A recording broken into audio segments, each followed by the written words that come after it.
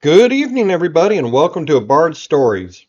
If you need your safe space, if you do not like being offended, insulted, touched in the wrong way, well, the movie I'm about to talk about is not for you. So I would suggest grabbing your safety blanket, going in the closet, hiding for a while, because we're going 1986, and we're going back to school. All right, I just got to start off with a cast. Rodney Dangerfield, Sam Kinison, two of the greatest comedians there was in the 80s for sure, possibly still to this day. Hard to beat them. Then you had Burt Young. We all knew him from Rocky. Robert Downey Jr., little known guy back then, I think, you know. Adrian Barbeau, what a knockout. Robert Picardo, I think everybody knows the doctor. And then, of course, music live from Oingo Boingo. Dead Man's Party, classic 80s. This movie really had a cast. There's so many more. I'm just going to put this up there and leave it up so you can read it for a few more seconds. And we're just going to get on with, well, the movie.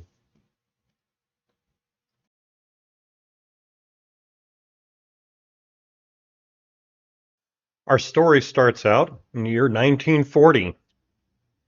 And a young Thornton Mellon has a report card. And he's taking it home to show his father. And it's just not, well, his grades are just not what they're up to be.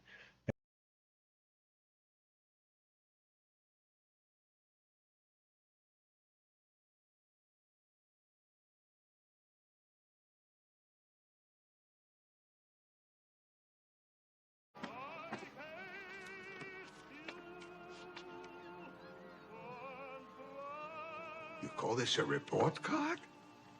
What kind of marks is these? How you going to go to college with marks like these? Flash forward 46 years, and Thornton Mellon is a very successful businessman in the clothing industry. And his son is up in college, who's just called him while he was in a business meeting. And Thornton, well, he wants to go up and see his son. It's been a little while, at least a semester. And his son says no, he doesn't want him to go up there.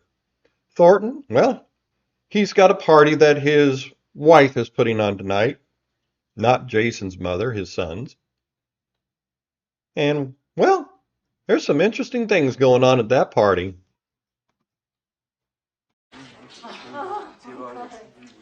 Hey, Adam and Evil.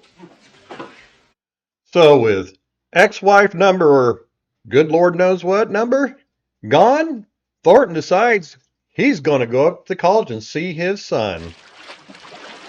What happened in there? What happened? I got rid of Vanessa. I feel like I just got paroled. I'll tell you what bothers me. I'll let her come between me and Jason. Lou, pack our bags. Well, after finding out, much like him when he was a child, that Jason's grades aren't up to par and he's thinking about dropping out, Thornton gives him pretty much the same speech his father gave him. But then Thornton decides he's going to go back to school. Well, he's kind of old and, well, his grades aren't around, his records aren't around, so how's he going to get into school?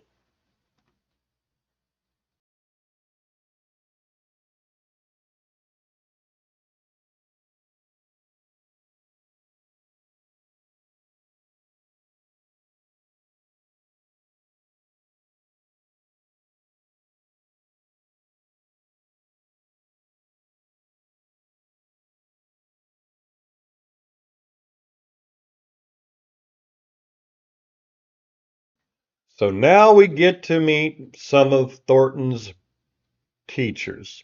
And I'm just going to introduce two. The one that turns out to be his love interest. Well, she's a beautiful lady. Poetry. She's refined, gorgeous. And then the polar opposite.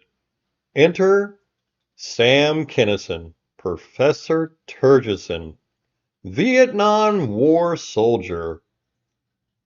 Yeah, yeah, You kids today couldn't put up with this kind of a college professor. I wish I could, but I was there. I wasn't here in the classroom, hoping I was right, thinking about it. I was up to my knees in rice paddies with guns, and then we're going up against Charlie, slugging it out with him, while pussies like you were back here partying, putting headbands on, doing drugs, listening to the goddamn Beatle albums. Well, maybe I should introduce one other teacher. The arrogant British Dr. Philip Barbet. Oh, what a schmo. Yes, he is our antagonist, and by now, he is really hating on Thornton to the point where he accuses him of cheating. Well, maybe he did cheat a little bit on his exams.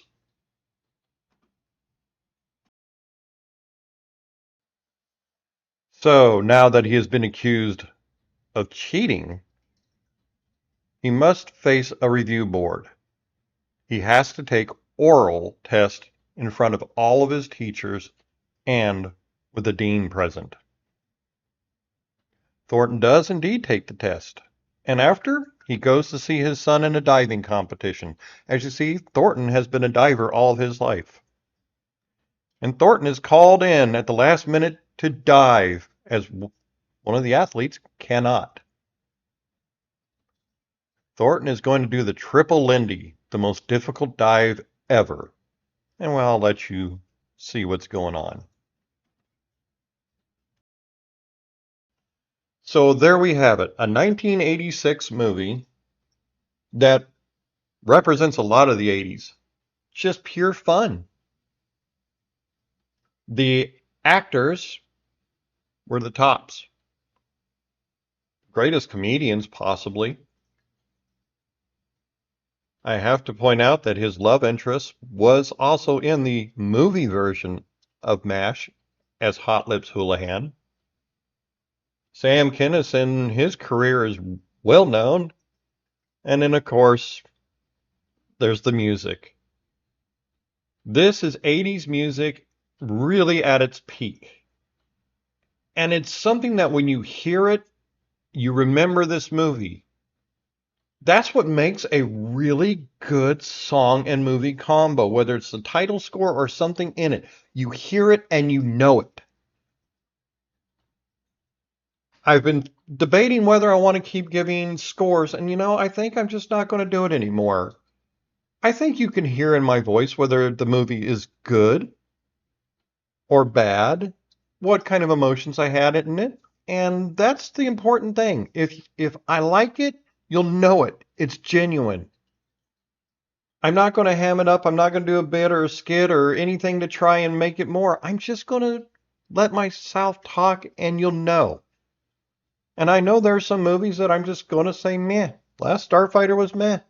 Something that you want to see, but it's probably a one and done. Maybe once every few years you might see it because it's just something to, chuckle about if you're my age and remember.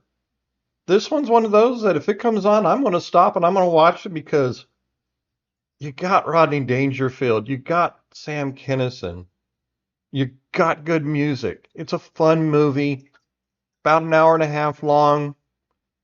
I would say rent it, buy it, whatever you have to do to get it, and just enjoy it. It's a fun little movie and a fun little flick. And with that, I wish you all a good evening, and we'll see you on the next one.